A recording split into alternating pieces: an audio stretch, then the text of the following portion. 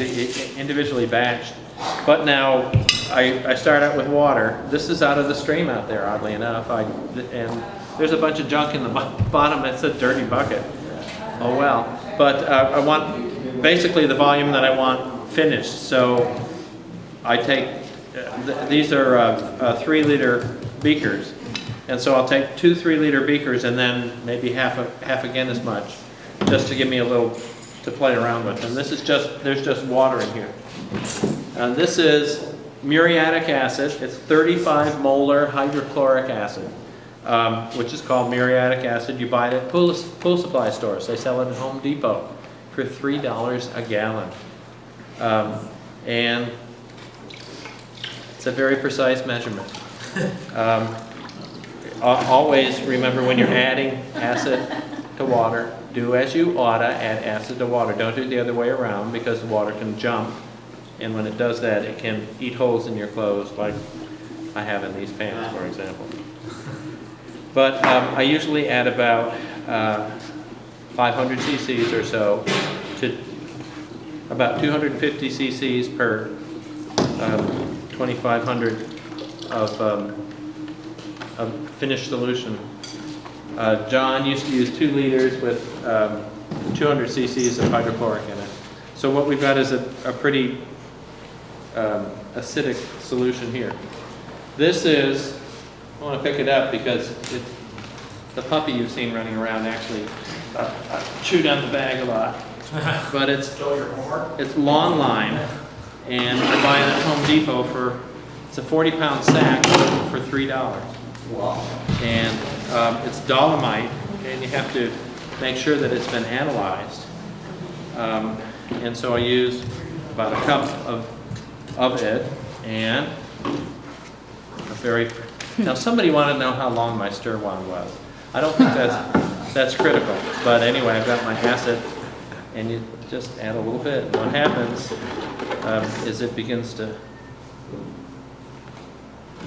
foam. Looks like I need a little more acid in here. So we'll add a little more acid.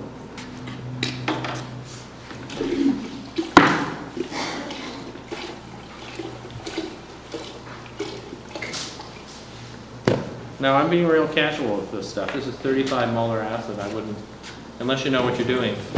And you notice I don't have gloves on either. So this is sort of insane to do it like this. But now, having said that, and now each time you add a little bit of acid, you'll get that's better. It should foam, because what you're doing is getting carbon dioxide, and this is mostly, magnesium carbonate, and the analysis on it is really kind of mixed, but it's no heavy metals is what you want to make sure that your dolomite doesn't have heavy metals. Now I've used azomite. This is a little sand out of John Hudson's yard, in fact, but dolomite like this, the limestone powder, usually gives a very reliable result. So I've got about a cup of dolomite,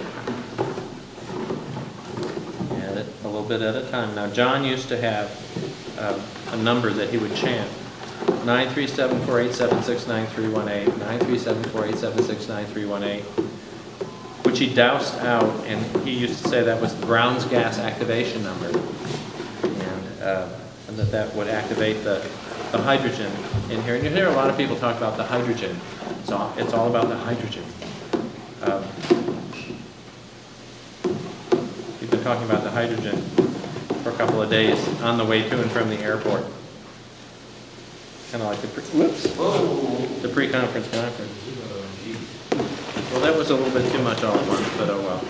You can make a really nice apron by cutting the corners off of a garbage bag. And it'll cover the main part of your body. It won't cover your arms very well. You got some? We'll see when I wash it. Uh-huh. You really can't tell until you wash it, but that's the way to find out. And it's nylon, so who knows? This is from the last time I made it, though.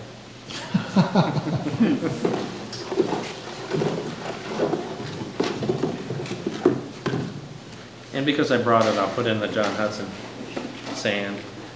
Bill Shuck, where's Bill? I don't know, he was here. Oh, there he is. I brought this back from John Hudson's very yard.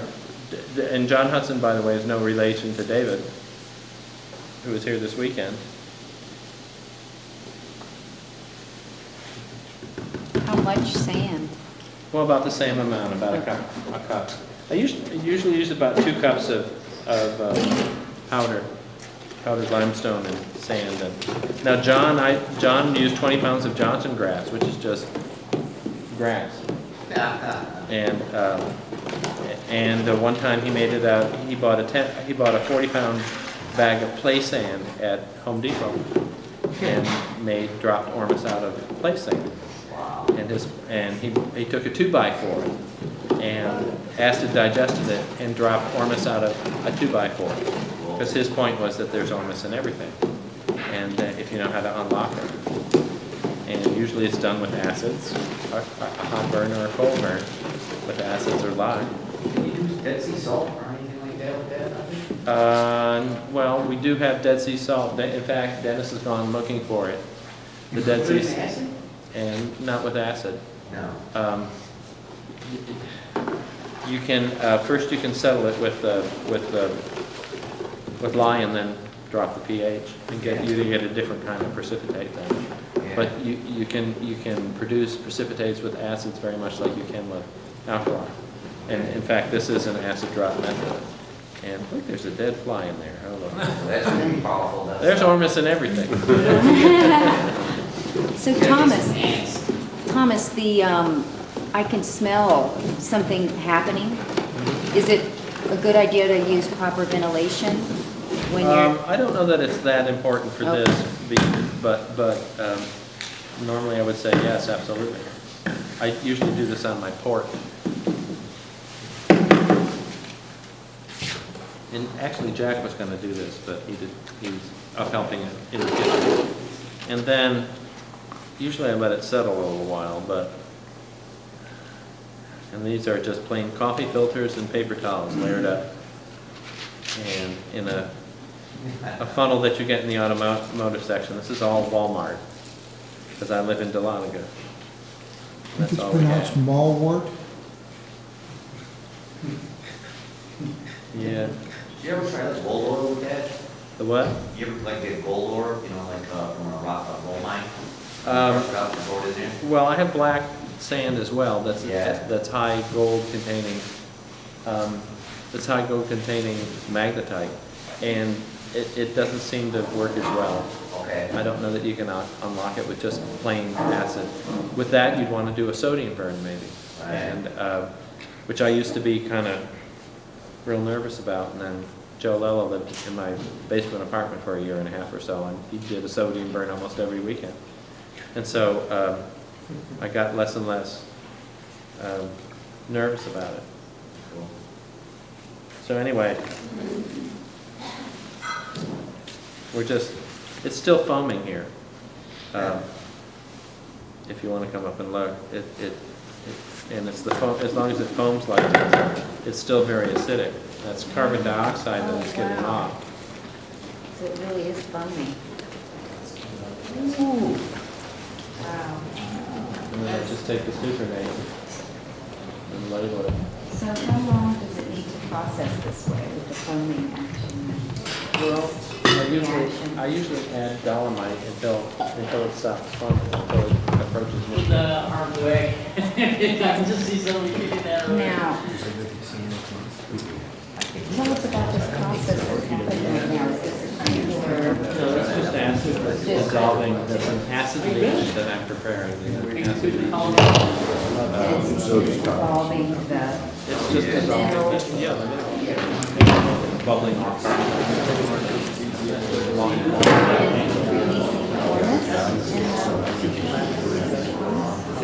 What it's doing is soften the calcium.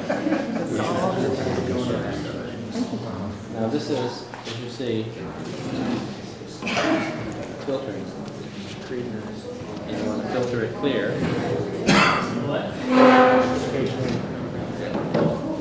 I We probably ought to back up so Thomas can, Yeah. everyone can hear. Beautiful.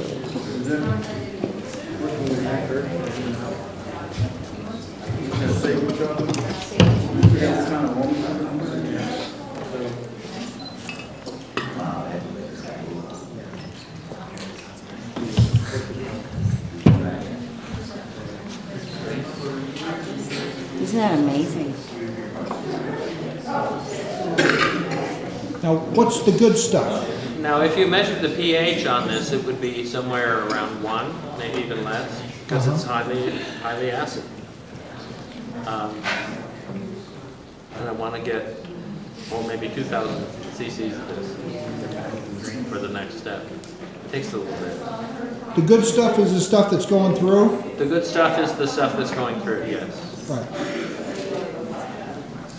Now, ostensibly what the acid has done, because it's such a strong acid, it's opened the cage that the Ormus is in. Whether, in this case, it's calcium and magnesium phosphate and carbonate, what we know as dolomitic limestone. And it's letting it out into solution.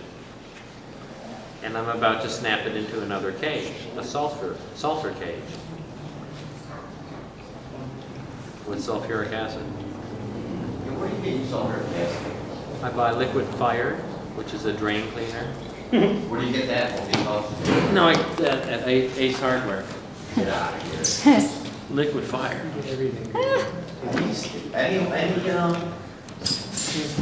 Bill? Ace Hardware. Ace Hardware. Yeah. All right. Ma and Pa's, you know, usually have. They might even find Red Devil Lye too, which I have a. By the way, I have some here. It disappears. Clickers, I know. Dennis has gone after it, the lye in the salt water. He's going to do hopefully we'll do a saltwater drop too. But now you see that this is very light yellow. I have used as much as 7 pounds of dolomite that I've gotten from Utah, and it's much more yellow. It's almost that Ormus greeny yellow that's so distinctive. And it depends on the source of what you use for this. And if it sits for a while and it's clearer, then of course it doesn't come up the filters and it filters faster. But anyway, this is the rate reducing step. And I'll usually have. I'm going to set up another one. I usually have three or four of these going. And how many filters do you use? Just a bunch. 3 or 4, I guess. Uh-huh. I don't.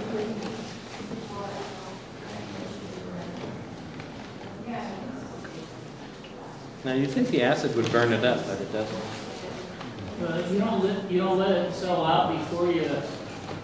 Yeah, I usually let it settle, but I didn't. Oh well, this is as many as you have. And we'll just. It looks pretty clean.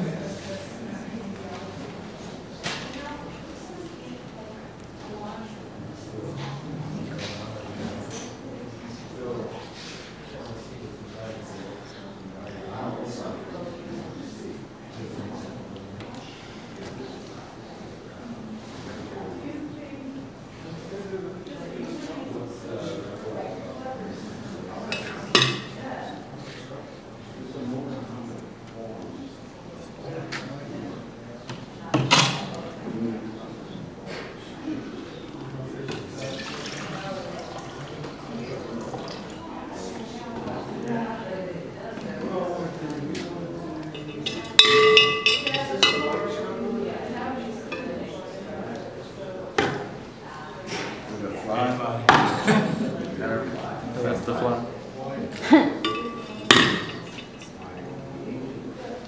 Oh well, it's gonna take a little bit, but.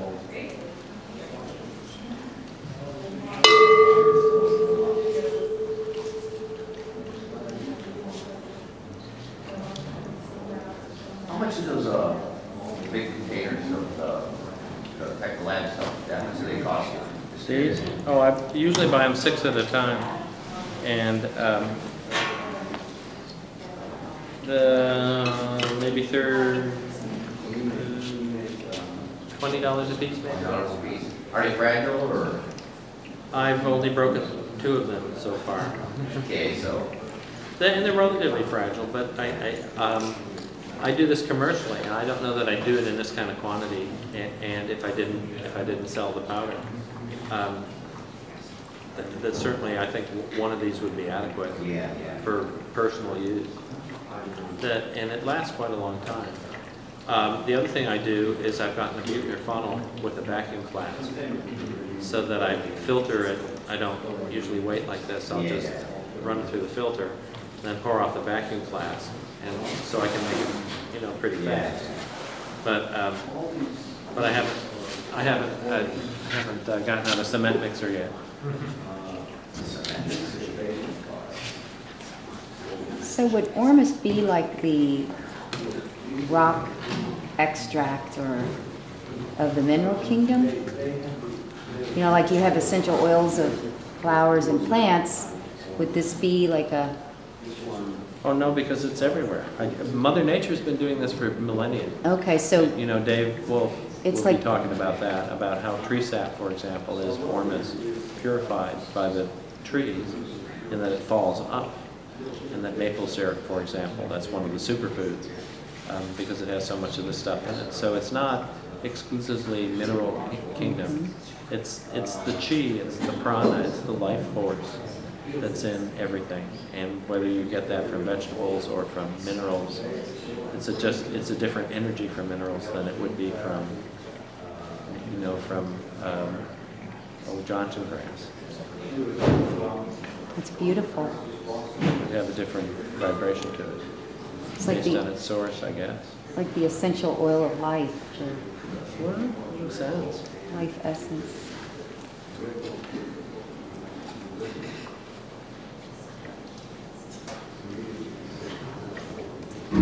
Essential.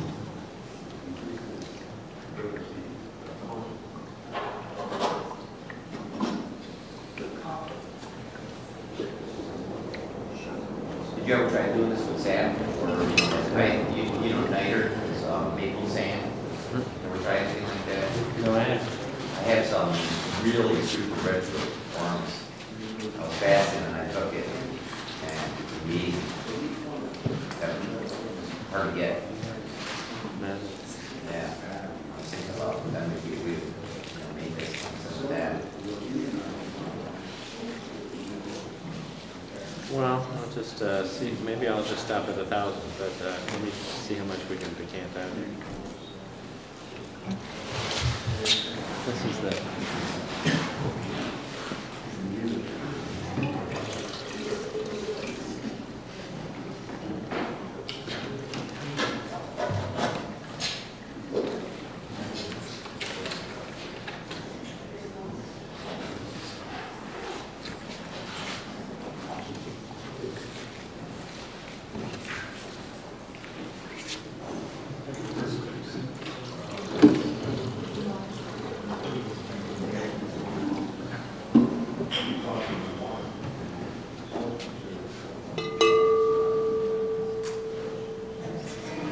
Death wears no sting.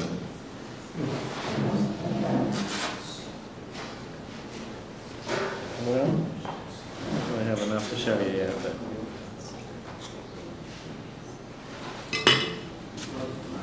You're getting there. We'll just give it another couple minutes and then I'll...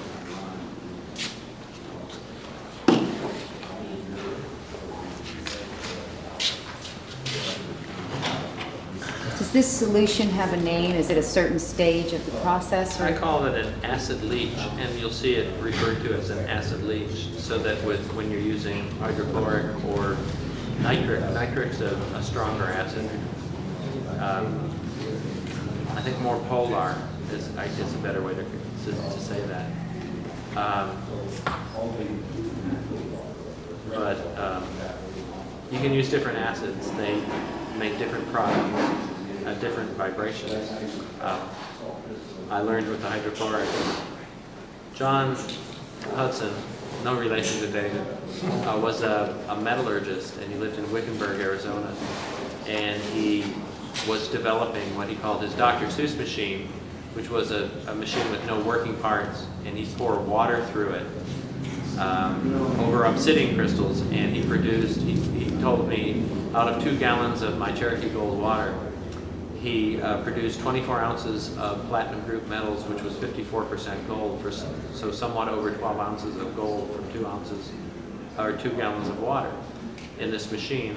And he would often curse the Johnson Matthey people, the men in black who would come into his yard while he was on the phone. He'd put down the phone, "Get out of my yard, I'm gonna get my shotgun and shoot you." And he told me he was going up to Las Vegas to let things cool down for a couple of weeks, and on the way he supposedly fell asleep at the wheel and rolled his car without a seatbelt on. And this is a man who you had to insist that he go to bed and sleep for an hour and a half a night. And he would not move his car, wouldn't even start his car until he looked around and made sure you had your seatbelt on. So nothing made sense, and a year after he died, to the day, my phone rang. And it was Charles Dragoo, who's not here today, right here, but he's here at the conference. And he said, "John told me that if something happened to him, I should call you a year later, and you'd know what to do with it." And so that's the night I put it on the internet. For those of you who are from the Ormus list, put it on the internet and said, "Here's John's powder. He wanted to give it away," which is what he always wanted to do, is make it a gift, which he did. And so now, you know, there's nothing I do is proprietary enough that I consider it secret, and I show people how to do this. And that's why I think that's why it's so good. Is because I just give it away. Last conference we gave pounds and pounds of this stuff away. Nobody wrote a thing about it on the list. They're like, "Whoa, nobody liked it." So, anyway. That's something that we ought to really remember to do is if you try something and you notice some effect from it, positive or negative, write about it. Tell the story. Oh yeah, post it. That's the kind of thing that really helps everybody know what works and what doesn't. What works for you or what doesn't. Okay. Now, again, I'm being kind of crude about this, because this is a concentrated sulfuric acid. But I've got, 1,250 cc's, and I'm going to pour some sulfuric into it. I hope it works. How much? About 200 cc's or so. And a little stir here. Okay. So it looks like lemonade. Well, it'll usually. Well, it's warm. It's working. It's dropping. Thomas, in the original instructions, didn't it have you heating the solution? Yeah, John used to heat this. He would boil it and boil it and boil it. At this point, he'd put it on and boil it. And as it gets more concentrated, first of all, that's hot acid. It's eaten up one of my little camp stoves. But You could heat it in that container? oh yeah, you can heat it. This is Pyrex. But now, if you look at this and you look close, there's a layer of precipitate. It's about halfway up, and it's a very fluffy precipitate. Now it's the white. The supernatant still has the color, but it's separated out pretty well. And I didn't cook it. I don't know why John couldn't get it to precipitate just like this. And for you aliphatic chemists, classic chemists here, this is concentrated sulfuric acid in concentrated hydrochloric acid. Tell me what this is. When I analyzed, I sent some of this powder to Acme Analytics, and they said it was 13% calcium sulfate and 77% inert ingredients. So I thought that was a good sign. And this makes no sense to me from a chemical standpoint. People who know their chemistry look at this and say, this is impossible. It doesn't make any sense. But there it is. You see it. It's nothing. There's nothing there. But that's how easy it is. And so yeah, it's concentrated acid, but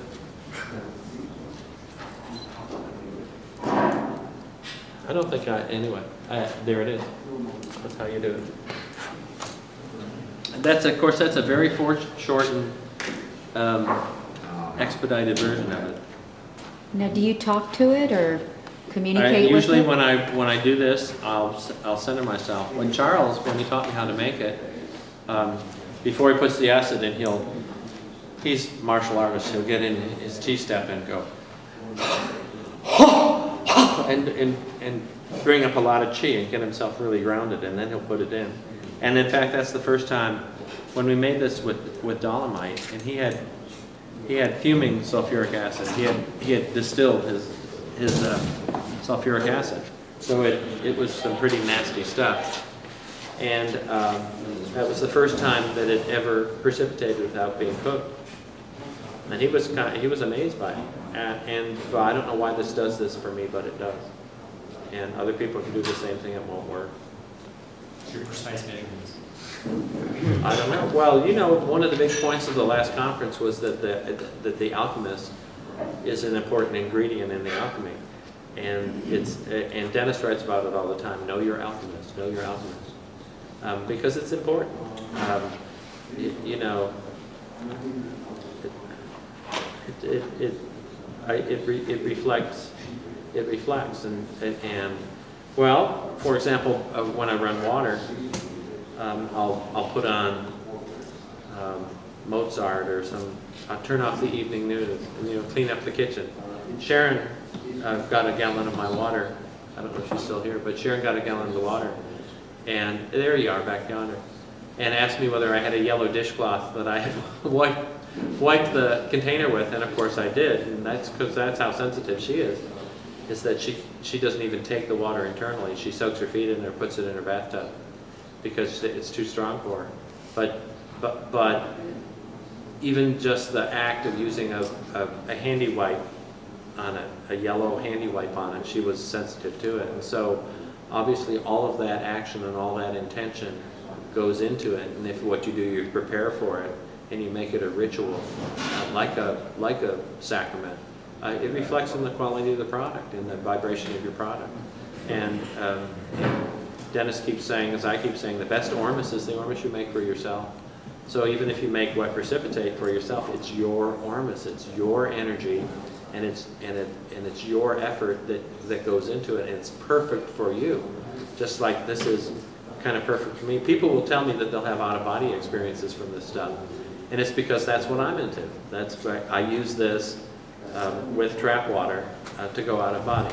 Now what you would do with this at this point is you could either cook it to the point of your satisfaction or run it through a Buchner funnel, which is just a suction funnel, and you collect the precipitate, the fluffy part of it, and wash it with water. John used to wash it 7 times, no more, no less.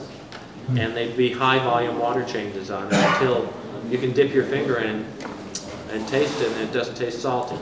It doesn't have a tang to it. It'll taste like vinegar because vinegar is acid. That's the acid tang that you're used to, like vinegar and oil on your salad.